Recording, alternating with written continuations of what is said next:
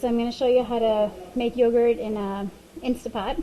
Usually you just hit your yogurt button on there and call it good, but mine doesn't have that, so you have to do it a little different, but it's still super easy.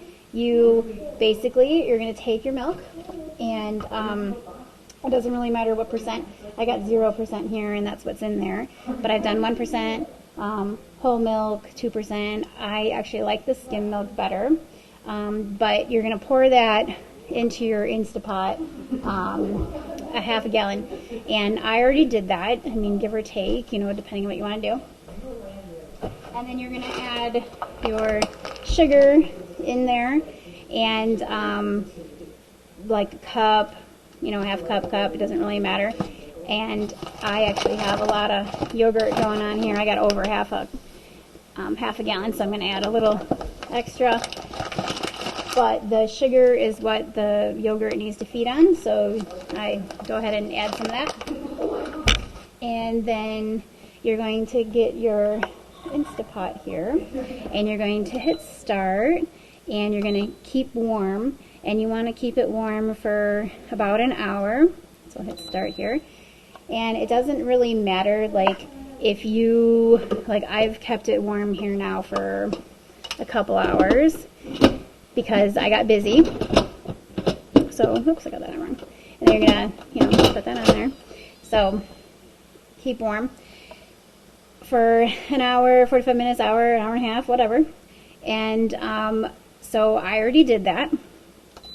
So then this is where you have to, it gets kind of tricky. This needs to be on a saute. So I'm gonna program this. My saute sear is on a 9. Okay, so I'm on sear right now, and you have to get this, you have to stir this. This is important the whole time. So I got my whisk, and I'm just whisking. This is warm right now, and I'm trying to get this up to 185. So if you don't whisk it or stir it, it's going to burn on the bottom, and then you really don't want that burnt yogurt in there, that burnt milk, you know. I mean, it's not really that big of a deal. You can always skim it out, but it tastes better if you don't. So I'm going to saute this. And then so basically, while that's getting up to temperature, you're going to take your little thermometer here, and you got to temp it, you know. So at keep warm, it's at 138, 140, and so it doesn't take long to get to 180, so you want to just keep doing this. Okay. And then as it's warming, I'll just show you, I got some stuff out here. So I got some strawberry preserves and lemon preserves and lemon extract and vanilla. And I've made it with lemon. If I do lemon, I really like the lemon with lemon extract. And I've done it with cherry. This preserves just a cherry. But this time I'm going to do a strawberry lemon and see how it goes. Maybe a little vanilla. But the important part here is the yogurt. And I've used this brand. It's pretty good. But you have to have live cultures. So if you look on the back, and it says live active yogurt. That's really just the important part. So, and mine's just a 0%. So it doesn't really matter. Like, I've read different recipes where they say that you have to have whole milk and cream and put evaporated milk in there and all this other stuff. And I actually don't like the way it tastes. I feel like it has this funny, like, aftertaste. So I like the skim milk, the low-fat yogurt. You just add a little sugar, and then make sure you have some good flavorings, and I think it tastes really good. So I'm going to temp it again here.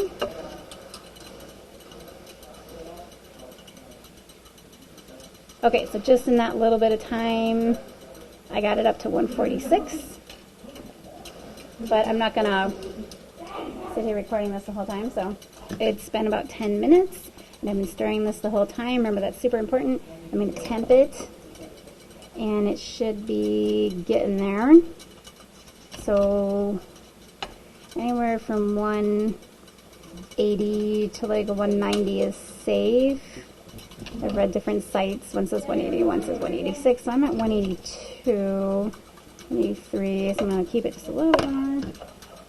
And then when you get to one, and I've been stirring it the whole time, like I said, it's super important because you get like the curdly kind of whatever, and the kids really hate that. And when it gets to that, you want to turn it off. So basically you're boiling this to kill bacteria because it's been keeping warm for like forever. And then once it gets to it, you want to take it out and let it cool. So I'm going to temp it one more. Yeah,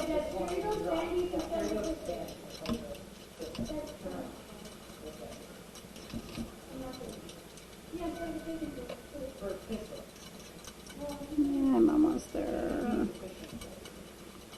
Okay, so I'm pretty much there. And then when you take it out, you want to keep stirring it because it's still kind of cooking. So don't. Alright, so I'm going to stop that. And then take it out. Okay, and like I said, keep stirring it. And then while that cools, and I'm going to put this lid back on, keep that heat in, because I'll need it later. Okay, so this has to cool to 110. But I'm just going to stir it for a little bit so it doesn't keep cooking, and then I'll let it cool. This has been sitting here for about maybe 45 minutes, an hour, I don't know. And if we temp it, it's reading at like 116, 115, whatever. Anywhere between 110, 120, you can add in your yogurt and stuff like that. Because you have to get it down to 110, but like I'm going to add in flavoring, and all this stuff is cold, so it's going to cool it anyway, so. We got some strawberries. And the kids want to try some strawberry lemons. So I'm going to go some lemon. Then probably want to do lemon extract. I'm going to try some vanilla.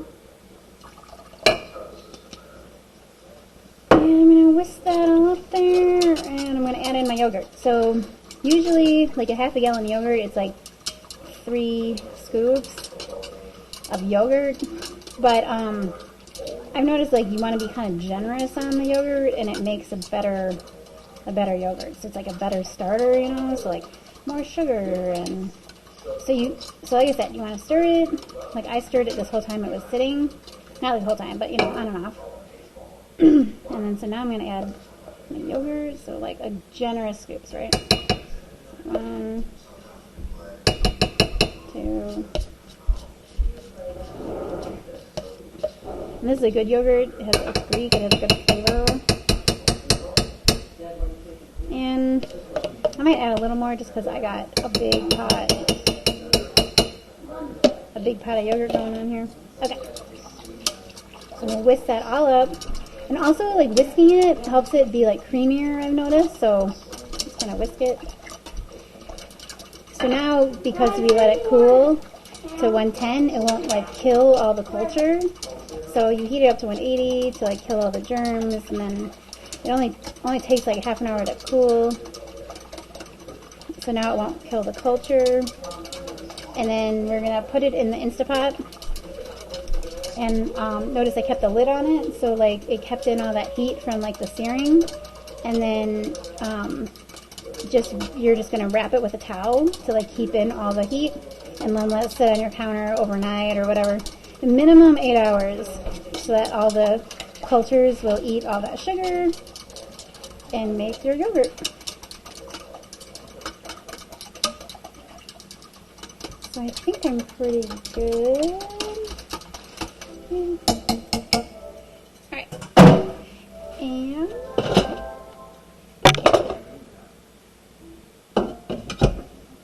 put that back on. And then this doesn't have to be on or anything. I mean, I can unplug that. I just need to get a towel. Wait, why are we not getting lunch? So I just take this towel and wrap it around it.